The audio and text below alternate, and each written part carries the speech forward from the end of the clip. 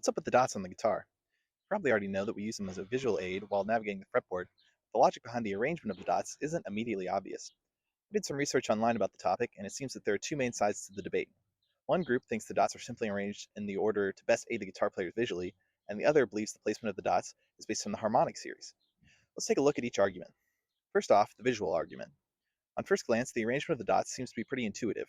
Dots are arranged every other fret, from frets 3, 5, 7 to 9, but then the next dot is on the 12th fret. If the dots were arranged purely visually, this wouldn't make any sense, but the reason we have a dot, or indeed usually two dots, on the 12th fret is probably apparent to many of you. The 12th fret marks the octave, that is, the open string and the 12th fret are the same note.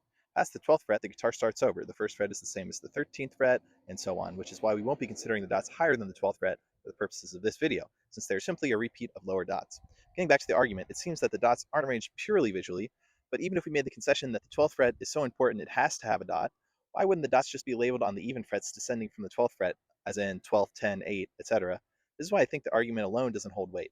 So let's look at the other argument, a harmonic series. If you go to the exact halfway point of the string, you get the first and loudest harmonic. This halfway point happens to be the 12th fret, which, as we discussed, has two dots on it. If you separate the guitar into three equal parts, you get a harmonic on the 7th fret. You also get a harmonic higher on the neck, but remember, we aren't worried about the higher part of the guitar for the purpose of this video. If you divide the string into four equal parts, you get a harmonic on the 5th fret. The 12th, 7th, and 5th frets all have dots on them, but this is where the argument falls apart slightly, because if you divide the string into five parts, you get harmonics on the 4th and 9th frets. So we have a dot on the 9th fret, but not on the 4th fret, and the 3rd fret is not yet represented.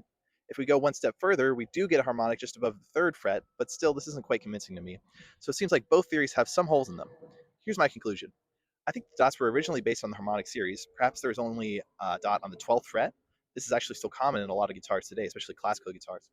Perhaps at some point they added dots to represent the next two harmonics, so there were dots on the 5th, 7th, and 12th frets. This is also still a common dot arrangement. From there, I expect someone else added more dots, but no longer concerned themselves with the harmonic series, and instead simply extended two frets in either direction, adding a dot on the 3rd and 9th frets. That's my best guess, at least.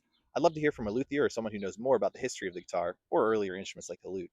Weigh in on the debate in the comments and let me know what you think. As a quick aside, ukuleles commonly have a dot on the 10th fret instead of the 9th fret, and it's really annoying. I don't know how that impacts the debate at all. It just kind of frustrates me, so I want to throw that out there. Okay, thanks for watching.